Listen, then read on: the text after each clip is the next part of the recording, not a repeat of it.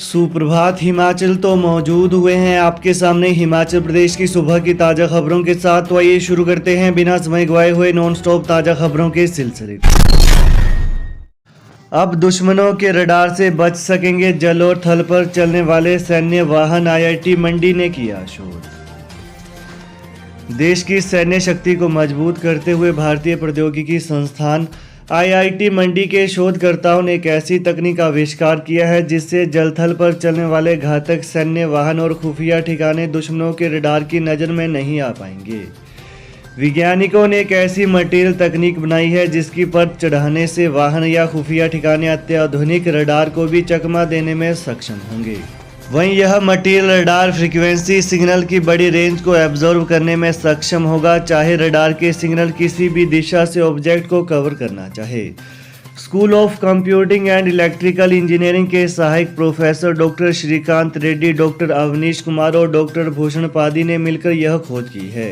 वहीं इस शोध कार्य के निष्कर्ष IEEE letters on electromagnetic compatibility practice and application नामक जर्नल में प्रकाशित किए गए हैं। सड़कों की शिकायतों को गंभीरता से नहीं लेने पर मोदी सरकार तलक, राज्य को लिखा चेतावनी पत्र। हिमाचल में प्रधानमंत्री ग्राम सड़कों की खराब हालत को लेकर शिकायतें गंभीरता से केंद्र के ध्यान में नहीं लाने पर मोदी सरकार तलक हो गई है। केंद्र के वित्त एवं प्रशासन के निदेशक ने प्रदेश सरकार को पत्र लिखकर शिकायतों को CP ग्राम्स पोर्टल पर अपलोड करने के लिए कहा है। वहीं शिकायतों का निपटारा करने के बाद डाटा इसी पोर्टल पर अपलोड करने के निर्देश दिए हैं। इसके अतिरिक्त शिकायत मिलने के बाद केंद्र सरकार को 30 दिन के भीतर समस्या का समाधान कर इस पोर्टल में अपलोड करना होता है। हरित एकीकृत योजना में खर्च होंगे 2500 करोड़, विश्व बैंक ने दिखाई दिलचस्पी। मुख्यमंत्री सुखविंदर सिंह सुक्खू ने पिछले कल शिमला में विश्व बैंक के दक्षिण एशिया क्षेत्र के क्षेत्रीय निदेशक सतत विकास जॉन रूमे के नेतृत्व में विश्व बैंक की टीम के साथ बैठक के दौरान प्रदेश को हरित ऊर्जा राज्य बनाने की अवधारणा पर चर्चा की। वहीं इस दौरान विश्व बैंक की सहायता से वर्ष 2025 तक प्रदेश को हरित ऊर्जा राज्य बनाने के लक्ष्य को प्राप्त करने के उठाए जाने वाले विभिन्न कदमों पर भी चर्चा हुई। वहीं इस दौरान विश्व बैंक ने 2500 करोड़ के ग्रीन रेलिजेंट इंटीग्रेटेड प्रोग्राम यानी हरित लचीला एकीकृत कार्यक्रम में रुचि दिखाई है। कहा कि विश्व बैंक की टीम के इस दौरे के सफल परिणाम सामने आएंगे जिससे प्रदेश सरकार की ओर से हिमाचल प्रदेश को वर्ष 2025 तक हरित ऊर्जा राज्य बनाने के लक्ष्य को पाने में सहायता मिलेगी। प्रदेश सरकार ने आगामी 9 महीनों में 200 मेगावाट का सौर ऊर्जा संयंत्र स्थापित करने का लक्ष्य भी निर्धारित किया है। हिमाचल में अटल स्कूल वर्दी का नाम बदलने की तैयारी। हिमाचल प्रदेश में अटल स्कूल वर्दी योजना का नाम बदलने की तैयारी शुरू हो गई है। इस योजना के तहत हर वर्ष पहली से 12वीं कक्षा के करीब 8.5 लाख विद्यार्थियों को मुफ्त स्मार्ट वर्दी दी जाती है। वर्ष 2017 में भाजपा ने सरकार बनते ही महात्मा गांधी वर्दी योजना का नाम बदलने का फैसला लिया था। अब सत्ता में लौटते ही कांग्रेस सरकार ने स्मार्ट स्कूल वर्दी के टेंडर अवार्ड करने पर रोक लगा दी है। आगामी कैबिनेट बैठक में इस योजना के भविष्य का फैसला होगा। प्रारंभिक शिक्षा निदेशालय के माध्यम से सरकारी स्कूलों में स्मार्ट वर्दी का आवंटन किया जाता है। HPSSC पेपर लीक केस जांच के लिए क्षेत्रीय फोरेंसिक विज्ञान प्रयोगशाला धर्मशाला पहुंची OMR sheet. JOIT paper leak मामले की जांच के लिए OMR शीट क्षेत्रीय फोरेंसिक विज्ञान प्रयोगशाला धर्मशाला में पहुंची हैं। इसके अलावा लैपटॉप और कंप्यूटर सहित जांच पड़ताल के लिए अन्य दस्तावेज भी पहुंचे हैं। इनमें से RFSL ने लगभग 75% मामलों की जांच रिपोर्ट संबंधित एजेंसी को भेज दी है, जबकि पेन ड्राइव और हार्ड डिस्क आदि में अधिक डाटा होने के कारण उनकी जांच करने में समय लग रहा है। दूसरी ओर RFSL धर्मशाला की उपनिदेशक डॉक्टर मीनाक्षी महाजन ने बताया कि जनवरी माह के पहले और दूसरे सप्ताह में कर्मचारी चयन आयोग हमीरपुर की ओर से लैपटॉप, कंप्यूटर, अन्य दस्तावेज व OMR शीटें उनके पास पहुंची हैं। जयराम बोले, हिमाचल में श्रीलंका जैसे हाल होंगे तो उसके लिए सबसे बड़ी जिम्मेदार कांग्रेस। नेता प्रतिपक्ष व पूर्व CM जयराम ठाकुर ने कहा कि मुख्यमंत्री सुखविंदर सिंह सुक्खू कह रहे हैं कि हिमाचल में श्रीलंका जैसे हाल हो जाएंगे।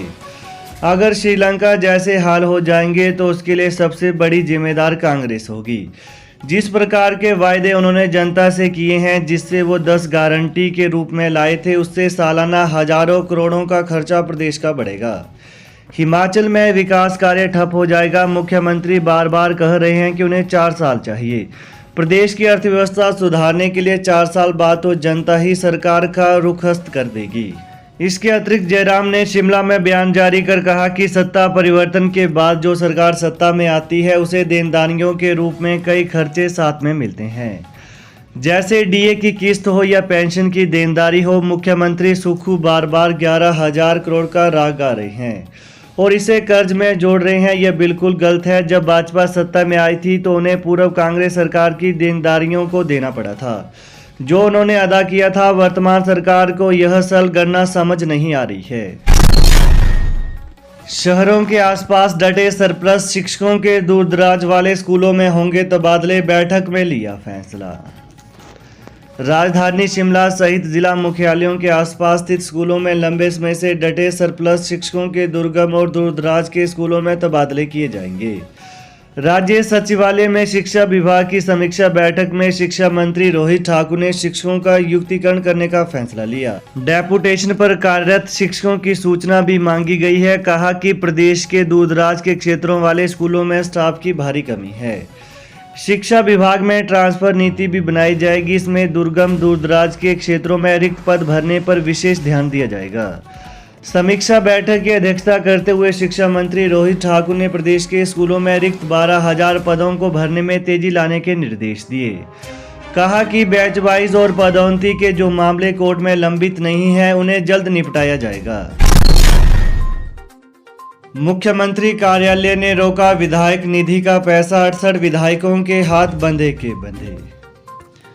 हिमाचल प्रदेश में कांग्रेस की सुक्खू सरकार बनने के बाद विधायक क्षेत्र विकास निधि योजना का पैसा रोक दिया गया है। प्रदेश के 68 विधानसभा क्षेत्रों में विकास कार्य ठप पड़ गए हैं। न तो नई संपर्क सड़कों का निर्माण हो पा रहा है और न ही पुराने मार्गों की मरम्मत। सामुदायिक भवन निर्माण, रिटेनिंग वाल और आधारभूत ढांचा विकास आदि के तमाम कार्य रुक गए हैं। ओपीएस की ओर एक और कदम, कानूनी अड़चनों पर सलाह को विधि विभाग पहुंची ओल्ड पेंशन बहाली की फाइल।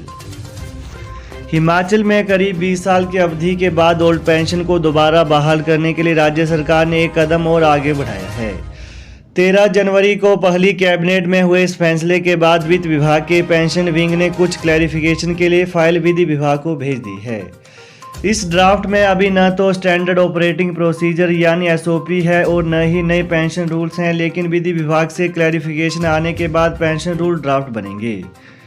वित्त विभाग ने पूछा है कि न्यू पेंशन स्कीम से ओल्ड पेंशन स्कीम में शिफ्ट करने को लेकर जो कानूनी अड़चनें हैं उन्हें कैसे एड्रेस किया जाएगा। दूसरी ओर भारत सरकार ने एनपीएस कंट्रीब्यूशन को लेकर हिमाचल सरकार द्वारा किए गए एग्रीमेंट की शर्तों का असर क्या होगा, इस बारे में भी जानकारी मांगी गई है। वहीं राज्य सरकार एनपीएस से ओपीएस में शिफ्ट होने के लिए कर्मचारियों को विकल्प देगी, लेकिन भारत सरकार में जा चुके पैसे को लेकर स्पष्टता न होने के कारण इसके कानूनी पहलुओं पर विचार करना पड़ रहा है। कंट्रीब्यूशन के तौर पर गई धनराशि लगभग 7,800 करोड़ है। तो ये है आज सुबह के मुख्य समाचार। तो प्रदेश की ताज़ा खबरों को पाने के लिए चैनल को जरूर सब्सक्राइब करें। Thanks for watching. जय हिंद, जय हिमाचल।